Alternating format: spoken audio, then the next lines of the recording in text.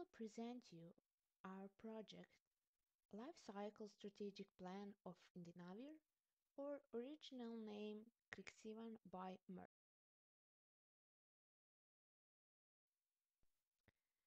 In 1981, on June 5, the U.S. Centers for Disease Control and Prevention published a morbidity and mortality weekly report describing cases of a rare lung infection, pneumocystis carinii pneumonia in 5 young, previously healthy gay men in Los Angeles. All the men have other unusual infections as well, indicating that their immune systems are not working, to have already died by the time the report is published. This edition of the MMWR marks the first official reporting of what will become known as the AIDS epidemic. In 1982, Centers for Disease Control and Prevention uses the term AIDS, acquired immune deficiency syndrome, for the first time, and releases the first case definition of AIDS, a disease at least moderately predictive of a defect in cell-mediated immunity occurring in a person with no known case for diminished resistance to that disease. In 1983, the scientists in France, led by Luc Montagnier, first discovered the virus that causes the disease AIDS, a virus called LAV, lymphadenopathy-associated virus, which means that they associate virus with the lymphatic system. The same year, Robert Gallo from the United States has confirmed the existence of the virus and called it HTLV-3, human T lymphotropic virus type 3. It revealed the relationship between CD4 T cells and viruses. In 1986, the two terms LAV and HTLV-3 were revised with HIV. In 1987, FDA approves the first antiretroviral drug, zidovudin, a nucleoside analog reverse transcriptase inhibitor. In 1988, the World Health Organization declares December the 1st to be the first World AIDS Day. In 1995, FDA approves the first protease inhibitor, sanguinavir. This ushers in a new era of highly active antiretroviral therapy.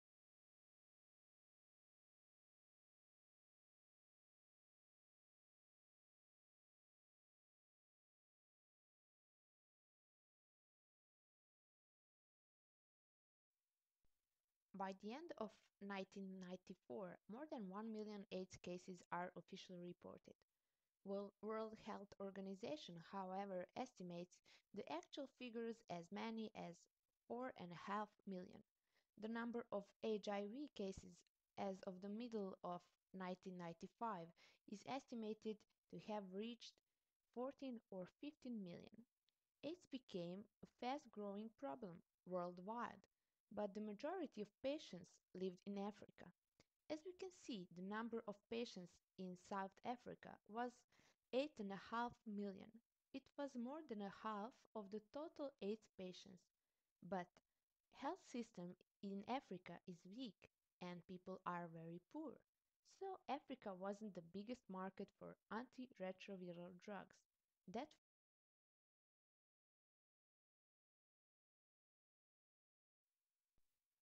Over the last few years, much progress has been made in improving access to drugs, vaccines, and diagnostic tests in developing countries. Addressing the global access to medicine problem demands the collaboration of multiple international and national stakeholders. However, there has been no consensus on the role of the pharmaceutical industry in this effort. The Access to Medicine Index has established to address this gap by consulting multiple stakeholders, including the pharmaceutical industry, on the role that the industry can play in improving access to medicine in societies in need. The index is a relative ranking. It does not evaluate companies against aspirational best practices, but provides a comparison between companies. European companies in general have has a longer history operating in emerging markets, giving them a lead on Japanese and American firms that relied for many years on local markets for sales. GlaxoSmithKline with general index 3.8, Merck & Co. with index 3.1, and Novartis with index 2.9 emerge as the top three companies respectively. All have improved in their transparency, performance, and commitments to access to medicine. While they'll still have a long way to go to realize their full potential, both for improving access and for exploiting the growth opportunities in the developing countries, they have proved to be some of the most innovative in the sector. They have also been unique in taking risks and experimenting with new business models. It should be emphasized that Merck & Co. ranks top among the originator companies.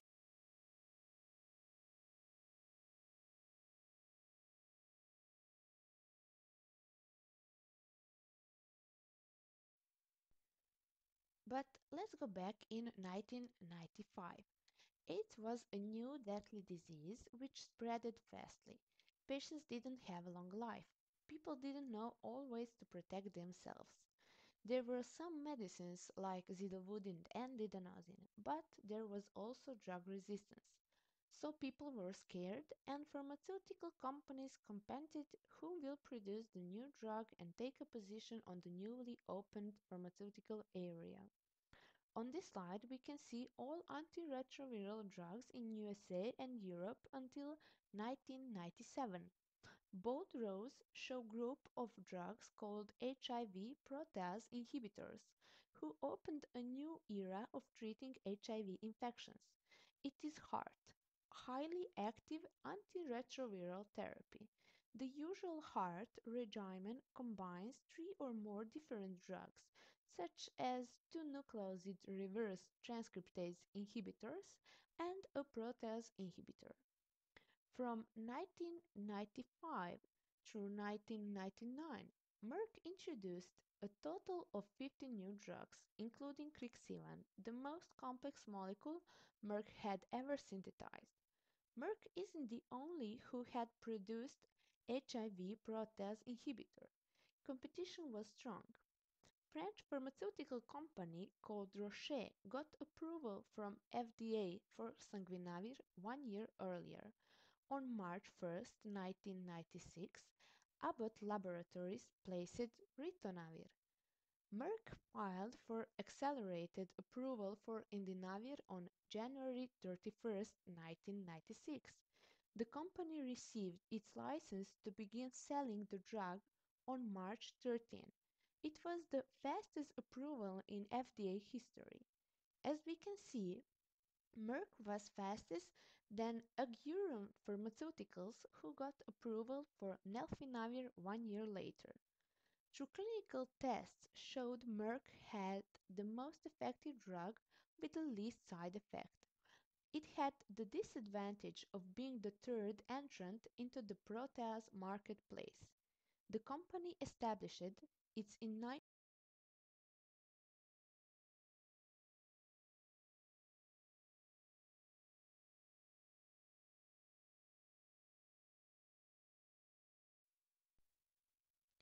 To resume, Merck's top three rivals was Roche, Abbott Laboratories, and Auguron Pharmaceuticals. Indinavir was drug with least side effects and the lowest price, but it was a follower, not pioneer at the market. Merck had spent 400 million on all its AIDS research program by early 1995. This was not just for the development of Indinavir. It was for all of its research and development into AIDS drugs, both one that worked and the several that failed, vaccines, etc. But developing is just the beginning of drug life. On this scheme, we can see that there are many other factors that influence the success. Some of these factors are legislation, medical insurance, promotion response, market channels, market. Protease inhibitors block the part of HIV called protease. Indinavir binds reversibly to the protease active site and inhibits competitively the enzyme, thereby preventing cleavage of the viral precursor polyprotein that occur during maturation of the newly formed viral particle. Life cycle strategic plan of Indinavir, or original name Crixivan by Merck.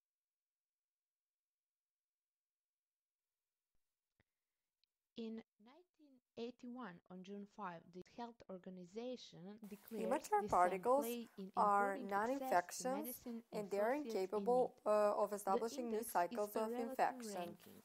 It does Only not evaluate 20% or companies less of against Indinavir aspirational best is practices, eliminated but provides a unchanged in urine. comparison between Also, companies. Indinavir is European rapidly companies eliminated protect drug themselves. and its There was half-life 1993, is the one.8 lymphatic system. hours. The same year, In vitro Robert Gallo studies from the indicate United that States cytochrome has confirmed the existence of the P450-3A4 virus and is the called it major enzyme responsible for HTLV3. formation of More than a oxidative half of the metabolites. emerge as the top three companies respectively. Studies All in have rats improved indicated that in their uptake into brain transparency, tissue was limited performance, and and distribution commitments to into access to and out of medicine, lymphatic while system they was still rapid. have a long Also, elimination into milk of lactating rats was extensive and distribution across the placental barrier was significant in rats but very limited in rabbits. Studies performed in rats, rabbits, and dogs revealed no evidence of toxicity. No external visceral or skeletal changes were observed in rabbits and dogs, while in rats there is increase of cervical and supernumerary ribs. In rabbits and rats, there is no effects of embryonic or fetal survival, while in dogs there is slight increase in resorption.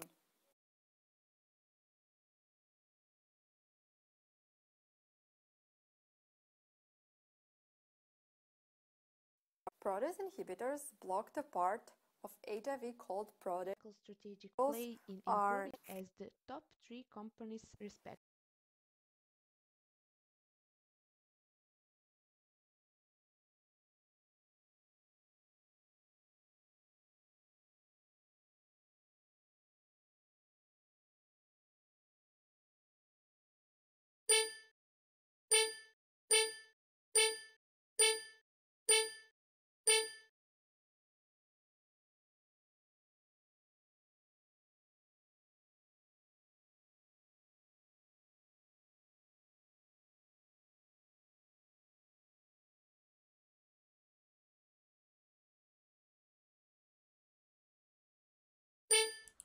In April 1993, Merck and 14 other pharmaceutical companies announced the formation of the Intercompany Collaboration for AIDS drug development.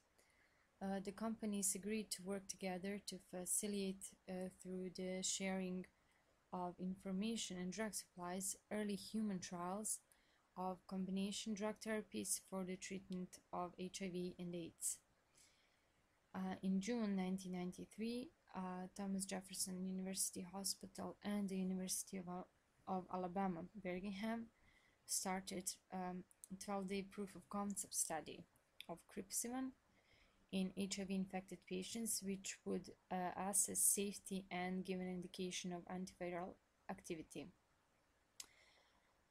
In October 1993, there was a 6-week with 60 patient safety and efficacy trial of Crixivan using doses of 200 milligrams and 400 milligrams every 6 hours.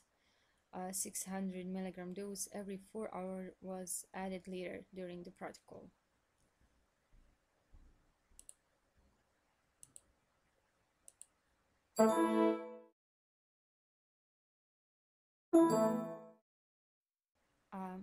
Information on the pharmacokinetics of Indinavir in humans has been obtained from a total of 25 studies. Data from 364 subjects was presented, of whom 179 were HIV patients. The vast majority of the subjects included were male, 84%. One study was actually performed in subjects with mild to moderate hepatic impairment. Indinavir is rapidly absorbed in the fasted state with an absolute bioavailability of approximately 60% within the dose range of 400 to 800 milligrams. The bioavailability of a single 800 milligram dose was approximately 65%. Administration of a 400 milligram dose with a high-fat breakfast reduced the relative bioavailability to approximately 20% compared to fasting conditions, but bioavailability was unaffected when an 800 milligram dose was administered with a light meal. We must also mention that no major pharmacokinetic differences were identified in Caucasians versus Black or in HIV patients versus healthy volunteers.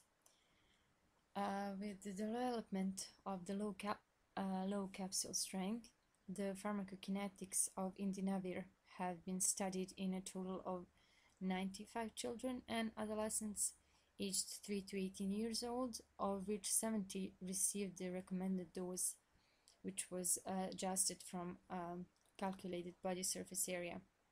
No study has been performed in patients with renal insufficiency, and there are no pharmacokinetic data either for subjects older than 60 years.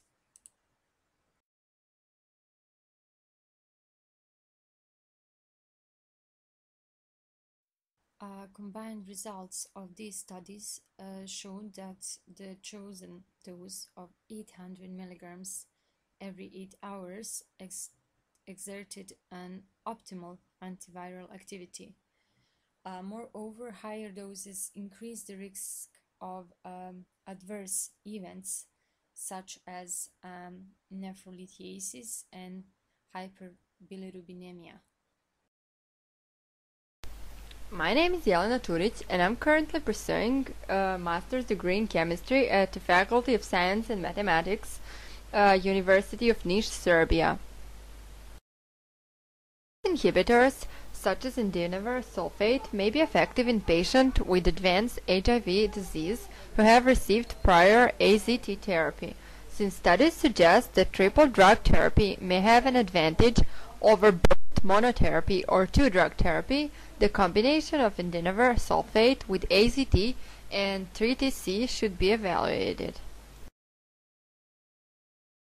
Patients are randomized to receive open-label AZT and 3TC with or without Indinavir sulfate for at least 48 weeks. Patients who develop intolerance to AZT or have progressive disease after 24 weeks on study may substitute D4T for AZT. Patients are followed at weeks 4, 8, 16, 24, 32, 40th, and 48, and after 8 weeks thereafter up to 96 weeks. It has been shown that triple therapy is superior to double agent therapy.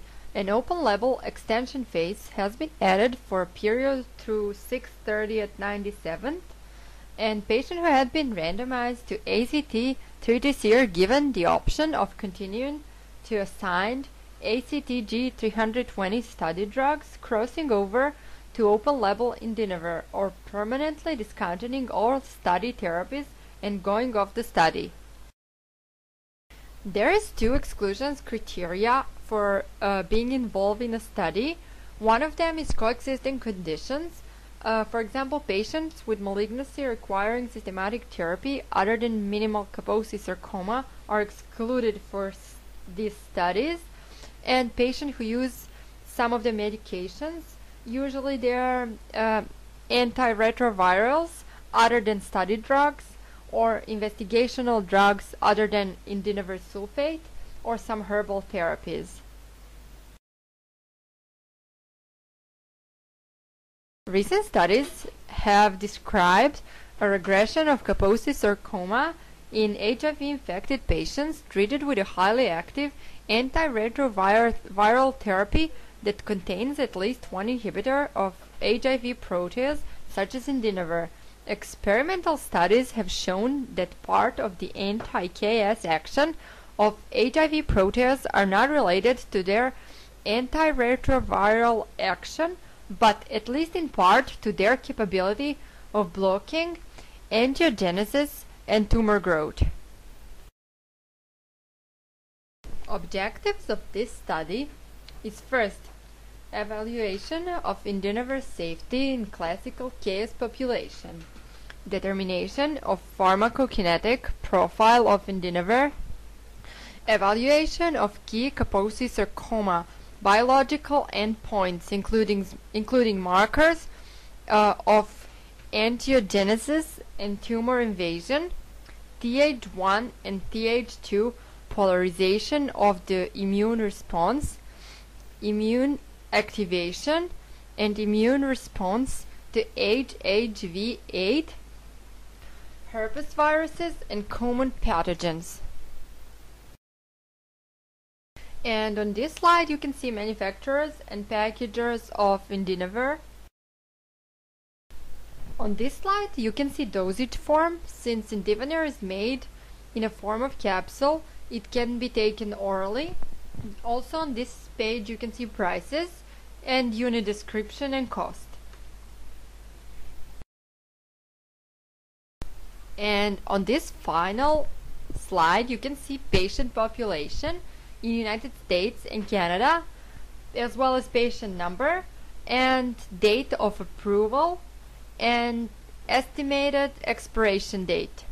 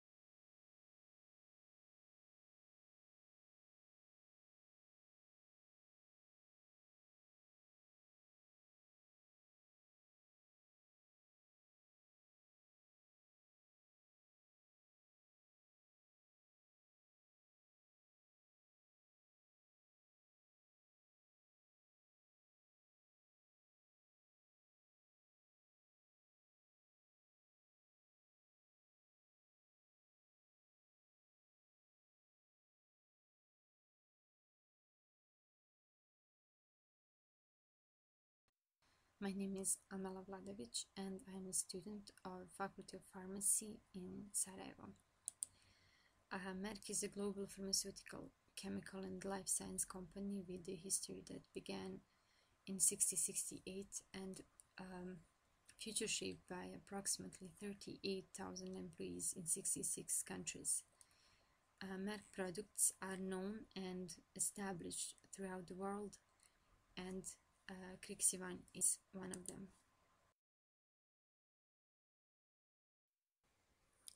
So now we will talk about the 4 Ps and the 4 Cs. Considering the fact that Crixivan is indicated for the treatment of HIV infections, marketing strategy is basically determined by the huge need for medication of this kind. The product, Indinavir sulfate, has been generally well tolerated and has relatively few drug interactions. Price of the product is adjusted according to Merck's differential pricing policy, and the competition has been eliminated on the behalf of the drug's excellent performance and few side effects. Those were qualities that were recognized by the practitioners, so promotion of that kind was not really essential. Merck decided to aim their marketing campaign directly to customers, and drug availability was actually the main issue, but that was resolved through a specific program that was developed.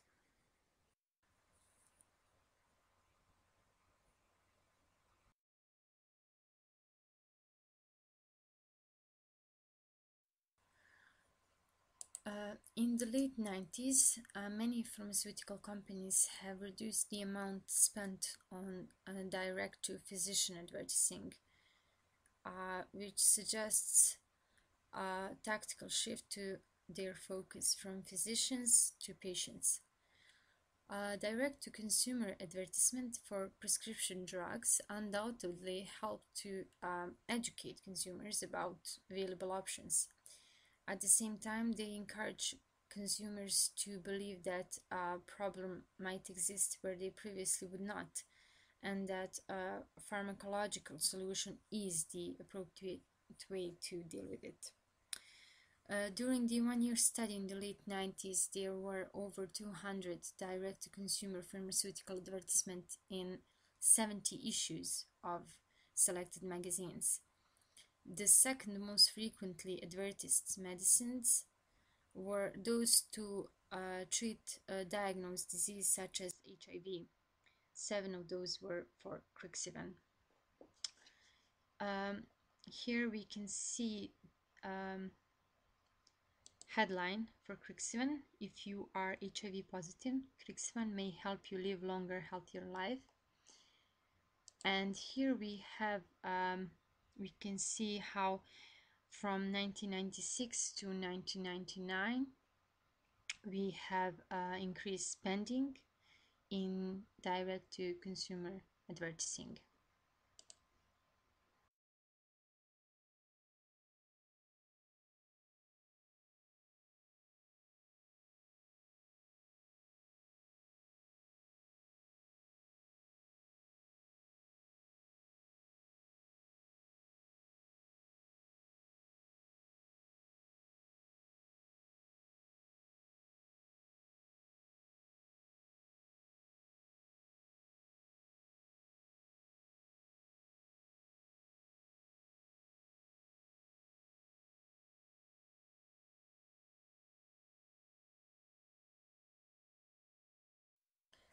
Now we will talk about the SWOT analysis.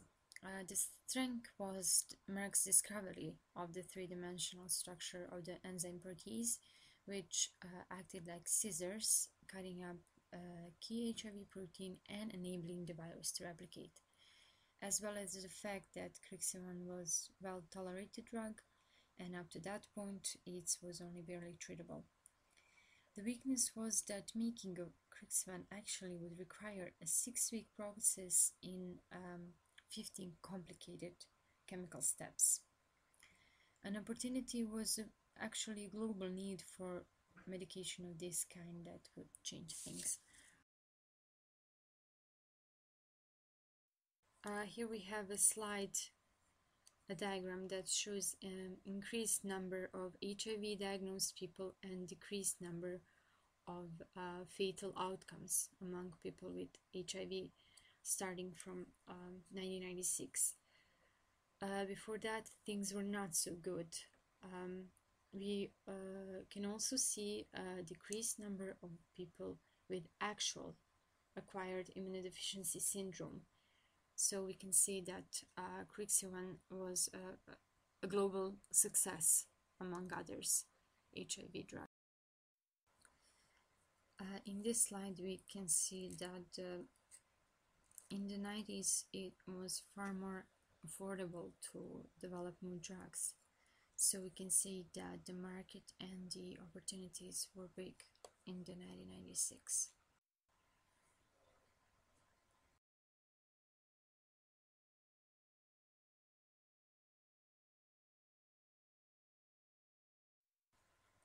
Even though future looked promising for Crixivan, there was a threat of public relations disaster, the prospect of running short of supply.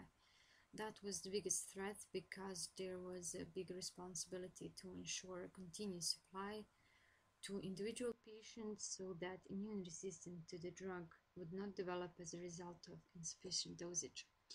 When we talk about the drug value proposition and drug position statement, the development of a value proposition is not a standalone process, but a part of collaborative effort integrated with other marketing principles. The value proposition must also be integrated into the global pricing and reimbursement strategy, with each country having a clear understanding of the status and price that the value proposition supports. Merck has spent more than 1 billion to create Crixivan, and it has paid off. The drug won the fastest federal approval in regulatory history, and it brings Merck a $500 million in yearly revenue. Merck's pricing strategy, given the different levels of economic development and national strategies, Merck has implemented a different approach for middle-income countries to make meaningful improvements in patient access. Merck's differential pricing policy is a part of its commitment to addressing HIV with the goal of ensuring that its HIV antiretroviral medicines reach as many of those in need as possible.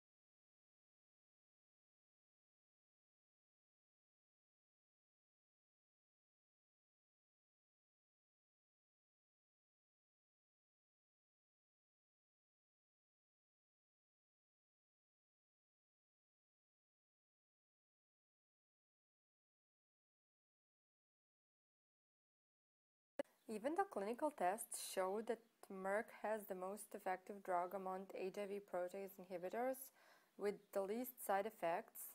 Merck waited for a long time before they even submitted for the FDA approval. And even though they got the fastest FDA approval in history, Crixivan was the follower on the market, and it was the third distributed drug, which caused Merck to lose a lot of money. The first patent for Crixivan expired in May 2012, yet no generic version are available, and that suggests that one or more of the later expiring Crixivan patents providing significant protection against generic competition. These patents showed Merck's good strategy, and absence of generic drug provides longer life for Crixivan and bigger return of money for Merck. The way Crixivan was presented, DTC, which means direct to consumer, patients in this case, helped to raise the public awareness of HIV and also had a positive impact on the way that HIV positive people accepted the disease as the way of life and encouraged them to fight hope for a positive outcome.